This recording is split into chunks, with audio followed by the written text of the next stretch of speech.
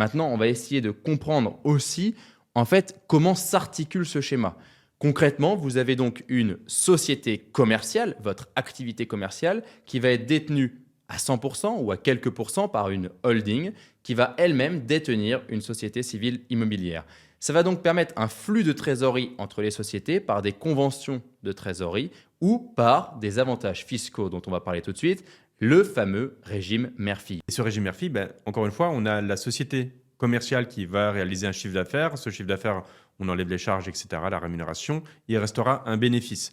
Eh bien, avec le régime Murphy, on va pouvoir faire remonter ce bénéfice dans la société holding avec un frottement fiscal qui est très faible, autour des 1%, puisqu'on a 95% de la somme qu'on aura fait remonter dans notre société holding qui va être exonérée de fiscalité et 5%, une quote-part de frais et charges qui, elle, va être taxée à 15%, puis 25% si on dépasse 42 500 euros.